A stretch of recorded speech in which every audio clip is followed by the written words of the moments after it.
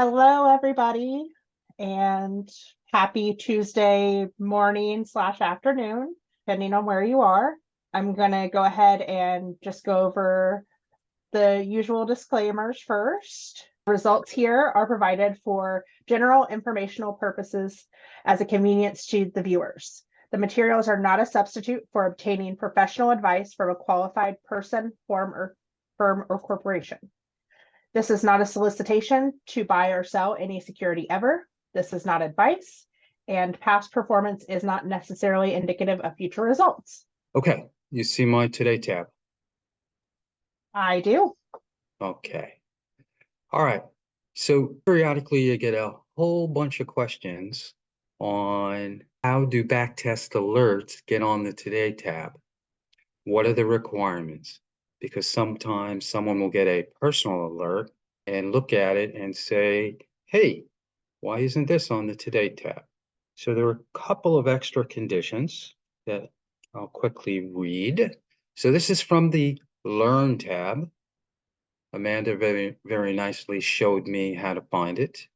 And the requirements, the backtest to qualify, it must show a win rate of over 50% for both the 1 year and 3 year time periods. There must be multiple wins over the 3 year time period, at least 2. And then there are also requirements, this is what I always forget. There are also requirements for percent gain, which vary by scan, but at a minimum are at least 15% over 1 year. All reasonable requirements. And the other thing that I wanted to show was on today's Today tab, and I discussed this in community earlier. One of the backtest alerts that I really liked was this, didn't know what BASE, what the stock was. And I just liked the fact that it's 5 and 0. There were no, my favorite trade, as most people know, is the 14-day diagonal. There were no new diagonal trades today. And I like this overall return of 346%. So I decided to investigate it. And first thing I did was click on that alert from the Today tab and look at it without the comma after the name of the stock here, because I like to see the different deltas and how they compare. And the default is the 40 delta call, but they all have, except for the 20 delta call, they all have very good results. And then I, as someone will always remind me when I forget, since it's what you must do, you must make sure that the end date is today's date, so you have the latest, so you get the latest statistics. And it is today's date, so I'm not going to rerun the test. I then do it for 2 years, 1 year, 6 months. You'll have to trust me that it had similar, very positive results. I just want to minimize the amount of time for something that you can do on your own from the Today tab. And I also, if you look across here, you'll notice that skew and kurtosis 1 year, especially the kurtosis 1 year, is a negative number. So you'll just have to additionally trust me that I did just back testing the current condition. It's not what I'm using to determine an alert or not, but it's an extra test that I like to do to see if kurtosis being negative is going to have any effect on the results, and it did not.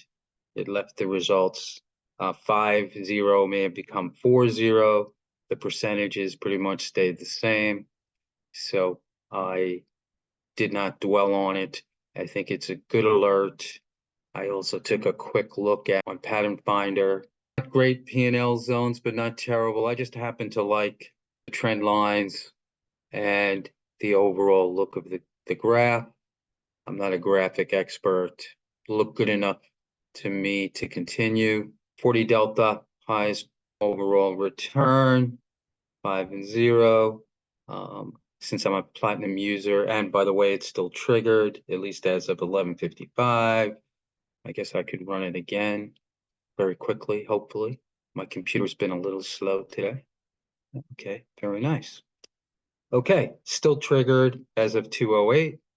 And since I'm a platinum user, I can also look at the suggested option trade. And it is the March 15 expiration, and it is the 30 call to be long, which is the closest to the 40 delta. And the March 15 expiration is the closest to 30 days, and everything looks good. But being the kind of trader that always likes to spread, if I'm buying options, I want to sell something against it. If I'm selling options, I want to attempt to buy something against it. I decided, even though it's only a $26 stock, I decided to make long call spreads out of this. So I set this up, and lo and behold, the results are excellent, if not slightly better, and the amount risked is smaller. It's a smaller trade. I like that. I like to do multiples of smaller trades when I see the potential. And if we look at the option chain by clicking on Show Option Chain, this is delayed data, but it'll give you a good basic idea of what I was looking at when I was putting the trade on. Now you'll notice that BASC, the stock, only has monthly expirations. See, it jumps from 24 days to 59 days, which is usually a concern for these kind of alerts. But 24 days in my mind is close enough to 30 days, which is the default for the trade. And there are enough strikes. You'll remember, just for the long call, we were going to go with the 30 strike call. And what I like about potentially doing this as a spread is, if you look at the call IV, 30 strike call is 83.9. That's what you're buying. If we do the 30-35 call spread, we're selling a call, the 35 strike call, that has an IV of 88.2. I like that. I like to buy something less expensive IV and sell something with a higher IV. I always look for that when I'm doing spreads. If not higher, at least close to what I'm buying or what I'm selling. I now have a good approximation for a spread. I had modified one of our 5 backtest boxes to look at the 35 delta long, the 15 delta short. Has a very good result. And we'll take a quick look at the options. Once I say I understand, this information shown is not a recommendation. And sure enough, it's the 30-35 call spread in the March 15 expiration, which is what I concluded was the best trade as well, subject to your analysis. And you'll see that the width is $5 wide, and you can put this trade on, the last time I looked, for 75 to 80 cents. So that's better than a 5-for-1 return to risk return. I like that as well. So that is the trade that I will be putting on towards the end of the day. I put one on already just so I can track it easier. And its only technical requirement is to be above the SMA 50, and the SMA 50 was $24 and some cents, pretty far away from the current value, 26.68. So I was very comfortable putting one of those on. Okay, that concludes my formal presentation for today. So let us proceed to the Q&A. One of our strategy categories is spread to sell off, with AI. All of the potential alerts in this category, when there are any, will display here, and they all have the AI component. But what we wanted to stress is, if NOC had AI, it would be NOC and then a little space, and then this AI symbol, which I'm highlighting here. So it would be NOC, a little space, and then AI and the lightning bolt. And that's how you can, there aren't any right now, but that's how you can very quickly see which alerts have the AI component as part of it. I've actually got some questions and want to So start rolling on those too. let's roll on those. Please explain what you mean by 14-day pre-earnings. So what that means is 14 days before the earnings event, we put a trade on if it meets the technical open condition. And that technical open condition is the stock being greater than the SMA 50. If it was 14-day pre-earning long call diagonal with AI, it would have another condition, kurtosis 1 year, I believe it's greater than 1. I think I answered the question. It's just 14 calendar days before the actual earnings event. Do you want to show where they can find that information on a backtest? Yes, I do. In the custom It's earnings? right here. It's under the symbol, under the name of the stock, and it says next earnings. Well, the custom earnings settings so that you can Oh, see is that what you wanted me to show? Yeah, just go ahead. Well, you can Okay. find the earnings date there as well. So you Yeah. have Yeah. a reference point. But if you want to further test or see the exact settings used, you can go to Yes. the earnings handling and Right, you then go to custom earnings earnings. handling and then custom earnings. And for this event, it's open position 14 days before earnings. Thank you, Amanda. And close 1 day before the earnings event. So that's the custom earnings handling for the 14-day pre-earnings long call diagonal and just long call. Or in my case, I also made it a long call spread as the same custom earnings handling condition. Can you please share a bit more about your strategy regarding IV when looking at spreads? Thanks. Okay. Ideally, let's go back to this one. And let's look at the option chain. I'm always, if for some reason, let's look at this March 15 expiration, option expiration, and let's look at the 22.5 call, just as an example. If I wanted to buy that, it's got an 84.7 IV. IV is used to help determine the price of the option. If I was looking at the 22.5, 25 call spread, which I wouldn't be, but just for this example, I'm not happy that the IV of this strike, this is called fixed strike. The IV of this fixed strike is only 81.9. So I'm buying the 22.5 call at an IV of 84.7. I'm selling the 25 call and its IV is only 81.9. So I'm buying something more expensive than I'm selling when comparing the two IVs to each other. I would much rather be in the position of buying the 25 with its IV of 81.9 and selling the 30 strike at 83.9, higher. Always prefer to see what I'm selling have a higher IV. And I would just add, we actually have a very, very detailed video on the Learn tab that Ophir did a while back about volatility. And I think that would be very beneficial if you're looking more into researching IV impact with backtesting. Would you agree?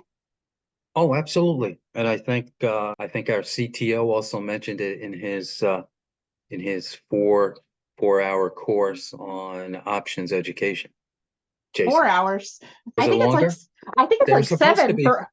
It was supposed to be 4 1-hour sessions. Yeah, I think he went over on a couple, but yes, I do Okay. believe he touched on that as well. All right. Does it make any difference that base is down today because of a broker downgrade as well as a down day in the market overall? The one thing that I'm concerned about for base is the technical open conditions when it's 14 days to earnings. And that condition is this individual stock has to be above the SMA 50. Doesn't matter that it's a down day for base and or the market. As far as this strategy, this back test is concerned. And I like to use the CML Viz pivot points tab. You can also do it in TradeMachine on the Create tab. Look at the pivot points, and you'll see that the price right now is 26.66, and the 50-day, if you hover over it, is only 24.1. So it's not close to its 50-day, it's above it. So I would have no concern putting the trade on.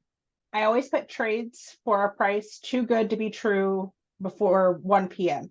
Then close to 3:30, I put a price closer to the one which I am ready to pay. Is it an okay strategy? Second question, what about STZ? STZ. Okay, we'll look at STZ in a second. Yeah, that's a good strategy.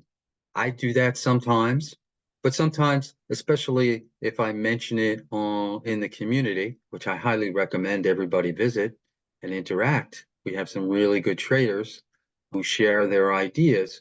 I want to do at least a one lot trade. So I mean, if it's far enough away from the technical open conditions that I'm not really worried about whether they're going to hold or not, I'll put one on early. But I go in at the mid between the bid and the ask, sometimes one tick below, and give it a few minutes. And if nobody hits my bid, then I will raise it to the mid. And worst case, I might go a tick or two over the mid, but I never pay the ask. So what you're doing is an excellent strategy. I would also add that generally speaking, unless you have edited the settings in TradeMachine, it is looking at the midpoint as well. That's right. I believe that's the default. It is the default. So if you go into the little settings button, I don't know what to call that simple. But you can change from mid-market to your preferred settings, but it defaults to mid. Right. And that's what most people use. And I think that's very fair because one of the first things I do when I consider an alert is I look at on my option trading software with how wide, how narrow is the bid price versus the ask price. I want that to be relatively close.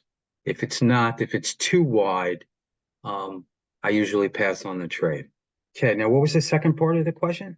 Oh, What about ST. STZ? Yeah, let's find it. It's got to be here. Ah, there it is. Fade the dip, a favorite in the community, the fade the dip strategy. So let's click on it.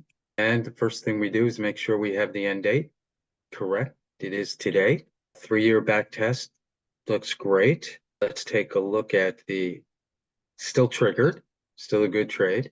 Let's take a look at the option suggestion from TradeMachine. It's suggesting selling the 245 put, buying the 240 put, March 22 expiration. Let's take a quick look at the option chain, even though this data is delayed. And was it the 240, 245 on the put side, right? I believe so. Yes. So, of course, I've been set up. We're going to sell the 245 and its IV is only 20. And we're going to buy the 240 put and its IV is 23.5. So I look at this. I look at the premium that I'm collecting in comparison to the $5 width and decide that I'm good, whether or not I'm going to take the trade anyway. In this case, if we use the mid prices, it's 172 and 32. So it's $1. I'm taking in approximately $1.40 on a $5 wide spread between the 245 and the 240. And that's pretty close to the 1/3 of the width of the strikes that I like. So I would consider that trade, even though I'm selling 20 IV and buying 23.5 IV. So it's not an absolute, it's preferred, but also close to 1/3 the width of the strikes is important to me. So everything's a trade-off. You balance it all out. All right. Do you get out prior to the earnings announcement? And is this a Oh, bullish strategy? I believe that was in reference to the 14-day pre-earnings question from earlier. Yeah, yeah, yeah. It's definitely a bullish strategy. You're either long a call or long a call spread. The way those make money is if the price of the stock goes up. I always, okay, I can't say always because I didn't do it last week on a stock. 99% of the time, I close before the earnings event. If it's a long call diagonal, your long is 14 days out approximately, and your short is only 7 days out. And the strategy calls for closing the trade after the short call expires, unless you've made a modification to the trade before then. So yes, the general answer is I always should be closing the trade before the earnings event. Then you make a separate decision. Do I want to trade earnings? I usually do not, because I consider the earnings event a 50-50 bet. And I like to have the probabilities in my favor by a lot higher amount than a 50-50 shot. Okay. Okay. Is there a way to select option strike prices for back testing based on expected move rather than delta? There is not currently. However, new feature ideas, write them up, send them to the support team I think it's support@cmlviz.com. If enough people ask for the same thing, I'm sure they would consider it. But what you have to do is look on your trading software, see where the quote unquote expected move is, and look at the closest strike and what delta it is. And that would be the starting point for a back test using Great the delta. workaround. Yep. All right. What is the community hyperlink? So I can give the hyperlink, but go ahead and show how to get to it. The hyperlink is community.cmlviz.com, but it is so much easier if you just go right from your trade machine and Right. click the community button. Yeah. So I'm on the Today tab, as we see here. And all I do is click on community. And first you have to read the codes of conduct. I'm not going to read it because I'm sure you all have it memorized by now. You must agree. And there we are. I'm in two communities, the CML Pro community and the Trade Machine community. There's our good friend Ophir. He sent a risk alert. You're not supposed to see this if you're not in the CML community, so my bad. He sent a risk alert for NVIDIA, Globe, and DOCN, which I believe are reporting earnings tomorrow after the market closes, or maybe before the market opens. But we'll go to Trade Machine where we were supposed to be. I think we have one of each to answer your question. One before and one after. Okay. Let me see. Yeah, I think NVIDIA is after, and Globe and DOCN are before. I wrote that down. All right. And you'll see various posts. This gentleman, very good trader, posts his back tests, asks for others to share their opinions. There I am talking about time to meditate over my peanut butter and jelly sandwich in preparation for today's Zoom and reminding everyone what the link is. And it just goes on and on. Hey, Max, can you scroll back up to the very top? Yes. So I just wanted to point out something that was requested significantly after we updated the community was to bring back the following tab. So I just wanted to point out while we have everybody here that it is back. If you click on that tab, it's going to only show you the people that you are following. I don't know who Max is following, but if he clicks over there, it's only going to show those users. It's going to filter out all other community users. So I know a lot of people like to follow a select few, including Ophir, and see a much more concise list of posts. That's where you would do that. Yep. I'm not going to click on it because I follow pretty much everyone. And just in case I miss someone, I don't want to embarrass them by their post not appearing. So I'm not going to take that risk. So I always go with all posts, especially since during certain hours I'm responsible for responding to those kind of posts. Okay, that's your community. All I right. already have it open, so I'm going to close this second version. Okay. Do these trades go to expiration or at a target percent? Okay, so there is no target percent on the base long call. There is. There I take that is. back. There is a little profit limit of 40%, and there's also a 40% stop. My bad. I was thinking of the diagonal, the long call diagonal, which does not have a limit. But I have a personal limit where I watch that short option. And when most of its premium is gone, it's not helping the trade anymore. So even if it's not close to the 7 days where it will naturally terminate the entire trade, I will buy back that short, decide if I want to stay in the trade, and because I'm still long the call that was originally 14 days at the 50 delta. If I still want to stay in the trade, I'll make a long call spread out of it in all likelihood by selling 30 delta call against my long call in general. I'll find a strike that I want to be short, make a long call spread out of it. But strictly speaking, these are the limits when you just do the 14-day long call, and the long call diagonal closes when the short option expires. Right. Next question. You mentioned about the CTO 4-hour training or plus a few hours. Where can I find it? It's on the Learn tab. It is on the Learn tab. If you are struggling to find it, it is under Education. It's under Education. So I went back to And the home screen on the Learn tab. this is also where you are going to find that volatility webinar that I had mentioned.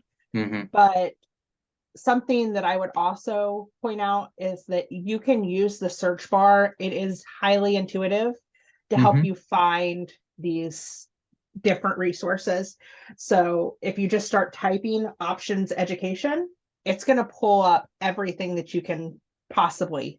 But first one there is the one that you'll be looking for, beginner to intermediate. That's going to get you to the extensive training.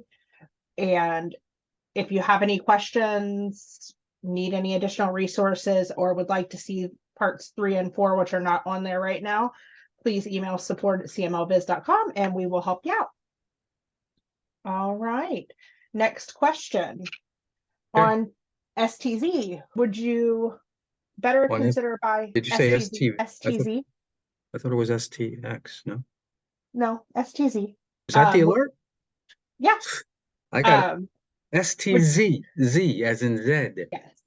Would you better consider buying the 442.5 in the spread with better IV and smaller spread? Well, that's the balancing act that you have to go through. Did I save it? No, I didn't. All right, I'll load it up again. You want to see what kind of credit you're going to get for a 2.5 point wide spread. And look, it's no longer meeting one of its conditions. Interesting. But let's assume it still is. We're not going to take the time to figure out which one it's not. It's a 30-day trade. So we go to, I guess it was March 15th. I believe so. I think. All right, let me do it again, just to be accurate. That's not the button I wanted to hit.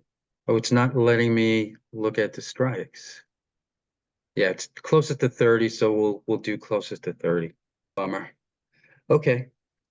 So we will 24 is 6 days away from 30, and 31 is 1 day away from 30. So we'll assume we're doing it in this expiration, the 31 days, and March 22nd.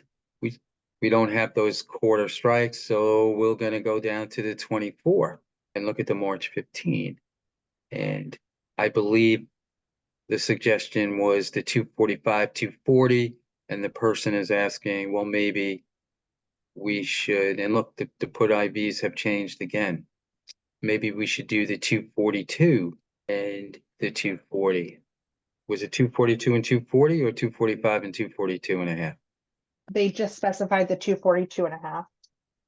Okay, so let's assume we're selling the 245, which we were in the other example, the $5 wide one, and we are buying the 242.5. Yeah, they added 245 and 242 Okay. and a half. So now these are almost equivalent on the IV. I feel better about putting a 2.5 point wide trade on, but it's really going to depend on the credit. So roughly speaking, it's $1 to $1.05 on a 2.5 point wide spread. Everybody see that? You're selling $4.30 option. You're buying 3.25. It's probably a little. Is that a third? Yeah, it's actually a little more than a third of a $2.50 spread. So I like it. I'm more inclined to put that one on, but it is a smaller trade, but also it has smaller risk. But yeah, $1.05 on a 250 sounds good to me. I'll do more of them. And the user said that was their point. So you Excellent got right to point. it. Excellent point. Come to the community, correct me. It's one of the most valuable things the community can see. Nobody's perfect. Well, and everybody has different trading styles. So what works for one person might not work for you. And that's what the community is all about, is sharing those ideas and finding new resources. Some people don't trade using specific technical indicators. They don't look at them. Other people find them extremely valuable. So that's what it's all about. Just sharing ideas. Yep. All right. I was looking at this TM strategy on base, diagonal 42.21 DTE. I don't have to look at the alert because it's unfortunately it's not a valid trade to put on for a 14-day pre-earnings trade. Your shorts must, well, I won't say must, should be. If you're doing a diagonal, you want your short option to be before the event. You want your long option to be after the event. So you take advantage of the fact that the long option will experience minimal theta decay until the earnings event happens, while your short option will have its normal theta decay because it expires before the earnings event. That's the number one advantage of doing a diagonal around an earnings event, or really any event. You want to take advantage of the minimal theta decay before the event by being long something that's just after it. Right. Next question. Is there a way to select option strike prices for backtesting based on expected move rather than delta? We already answered that. Okay. Will that base trade be for the day or GTC? Well, I'm already in the one. I'm going to try and add to it between 3:30 and 3:45 today. Unlikely that I'll do any after today, but if I was busy today and didn't have an opportunity to trade it this afternoon, early tomorrow would be no problem to execute unless base dropped below its 50 SMA. All right. Next question is this a spread for an option trade? Is this a spread for an options trade? Yes. Yes, yeah. I mean, in general, I'm not exactly sure which example you're referring to, but we've only been looking at option trades. Yes. Would you review your adjustment for the spread to sell off when price is approaching the short strike? When spread to sell off, which is a 132, I don't know that we have any examples here today. But in general, long the 37 delta put, you're short 325 delta puts, and then to protect yourself so it's not a potential unlimited loss, you buy 2 10 delta puts So in effect, if you just think about it, you're long 137.25 delta put spread, and you're short 225.10 delta put spreads. So you're long one spread. If the stock keeps going down towards the two short put spreads starting at 25 delta when you originally put it on, my first adjustment as it gets close to that 25 delta short that you have is I will take the 25.10, one of the 25.10 short put spreads, and roll it at least to the next expiration. Whatever it's gonna cost me to buy back that short put spread, I will look to sell something of at least that amount as a credit. So the rolling out and down doesn't cost me any money. And I'll put together a better example for Thursday night since this question comes up on occasion. Now, that's what I do. There are other people in community who treat it completely differently. I personally would never do what they do, but they're comfortable with doing that. What they do is they look at that one long put spread, the 37.25 delta put spread, and they say, wow, I only paid X and now the stock is down. I can sell that for X plus whatever, 70%. And they'll do that. They'll leg out of the trade that way, but they're still now they're naked short to put spreads that are rapidly being approached by the stock. Unless the stock turns around and goes back up, they're in more trouble than if they still had that long put spread as some level of protection. I view it, I want to move out of potential danger, one of those short put spreads. And then what's left in the earlier expiration is I'm long the 37.25 delta put spread. I'm short only one 25.10 delta put spread. It's a more manageable risk in my mind, especially if that stock keeps going down. But I'll write it up. We'll have hopefully a concrete example to talk about at the next Zoom. Sounds great.